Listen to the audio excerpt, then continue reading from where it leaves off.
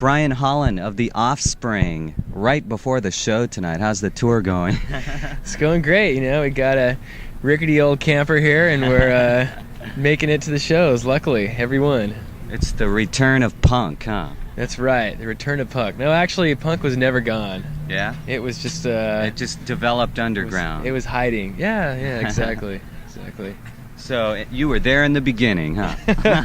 No, I'm not trying to say that. I mean, there's been a bunch of bands that continue to come out, and we just kind of got lucky that some different, more mainstream people have kind of embraced what we're doing. But yeah, there's a lot of great unsung bands out there that people just don't know about. All the other Epitaph bands, and bands that are friends of mine. Guttermouth are really good, and Face to Face, and as well as Green Day, who's right, becoming known. But that's right. Cool. It's cool that Green Day's kind of opened the door for everyone.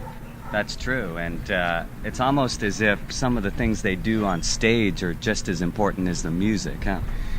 What, you mean like taking off his pants and stuff like that? Yeah, why not? Showing his Jim weenie? Morrison couldn't get away with that. Yeah, really, huh? That shows how times have changed, huh? Exactly. That's great. Well, it's, punk rock more than anything is about attitude, I think. And testing the boundaries. Exactly. Or blasting beyond the boundaries. Yeah, exactly. Pushing it to the limits, and I think that regular straight old rock and roll kind of fails to do that for a lot of people, and they're looking for something a little more exciting. So that's what attracted me to the music, and that's why we keep on doing it after all these years.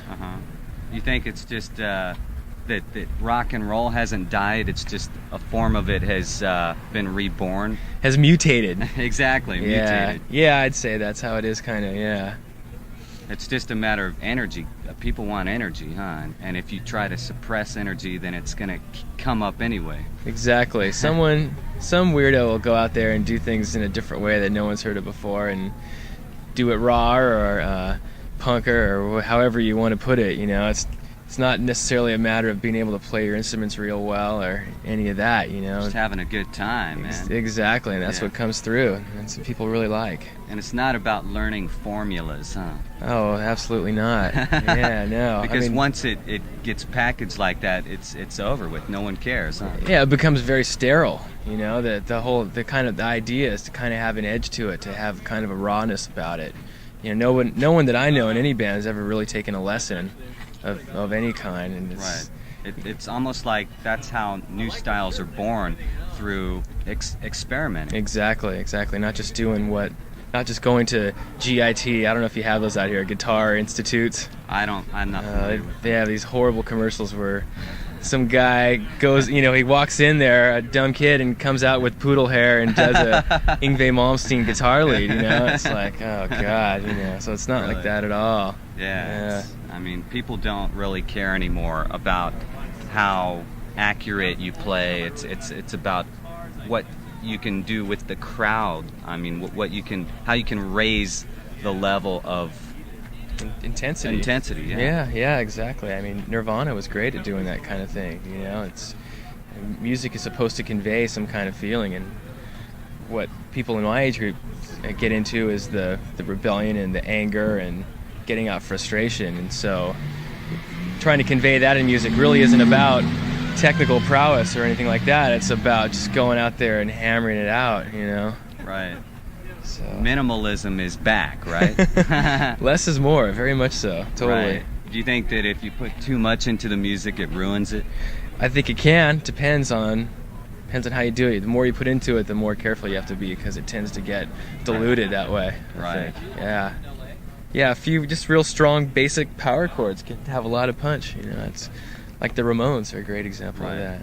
So it's not any certain element of music that can get outdated. It's how it's treated, how people approach it. Like, do they come with it with a fresh angle? Yeah. Oh, yeah. Totally. I think that there's a cycle that keeps on going on throughout history where, like, rock and roll in the 50s was really very different, very rebellious. Counter to the mainstream. Yeah, and then the same thing happened in the 60s with the Beatles and the Stones, and then the Sex Pistols were doing it again, and then bands like Nirvana and Green Day and Rollins have kind of been bringing more punk stuff out lately, Nine Inch Nails, that kind of stuff. So yeah, I think music will it trims itself once it gets so bloated. It comes back to something a little leaner, a little stronger, and that's what's kind of happening with punk rock, I think. Yeah. This is your third album. Do you see yourself as putting more effort into making it leaner or beefing it up? Actually, I think we're going leaner, really, trying to just write strong songs that don't have too much attached to them, and just kind of get across what's supposed to be there. And you can make. How important is spontaneity to your music? Oh, sure. It's like I said, attitude is everything. When we go in to record, we all play at the same time because we feel it's important to get a real performance on tape. That's where the spontaneity and the attitude all comes in. You go there and you like jump around in the studio control room while we're playing it because we want to get as if it were a live performance. Oh yeah, because that really comes across. Right. It's not like a lot of bands go in and overdub everything where they record the drums first. That makes and it then, sterile, huh? Exactly. Yeah, I think so. Yeah, and in Musician Magazine, I guess this latest issue, they talk about whatever happened to British bands. I think it could be that they were overproduced. Yeah, I think so too. Because when you concentrate on production too much, don't you think you lose that original element of soul to the music? Oh yeah, totally. Yeah, I mean you can bury it. Oh yeah, overproduction's like leading cause of stuff like that. I agree. But do you want to branch out into other areas, or do you like the direction you're going to continue going in that direction? Well, we've basically been playing the same kind of stuff for the last few years. The last couple of records are kind of the same, and I think we may try different things as far as how we arrange things and put things together instrumentally, but we're staying the same as far as having the attitude and the drive and the real loud, harsh rawness of the guitars and all that stuff. That's all going to stick around for sure. Right. Brian, let me ask you a few questions about how you were signed, which I guess, you were signed to Epitaph Records, and you've had offers from major labels, but you turned them down. Yeah, we've turned them all down. We are contracted to Epitaph for one more record, and we're really happy with the job they're doing. So, what distinguishes them from the majors that you like? Well, they're still an independent label. Independence. If I could have my choose between an independent and a major, I would take the independent any day, because you're like your friends. You call them up, you can go in and be with them and just ask them what's going on, and they don't like refer you to the accounting department or something like that's what happens at major labels, or people that get big time booking agents and they go out and they book the stuff and they just make decisions for bands. They don't include them anymore. Right. So, and it's not the case with Epitaph. We're part of everything that goes on, and we're able to approve or not approve stuff. And you pretty much have complete artistic control. Oh, completely, yeah. They're not even there when we record. They just let us go in and do our thing. And do you think that if you were on a major label, they would try to control your sound? I think that some would. I think you have to be careful that you found a label, because some labels are good about it, from what I understand. I think Warner's pretty good about letting you do what you want. But so how did you get your lucky break in Orange County? Really wasn't a lucky break. It was a matter of us being around for a long time.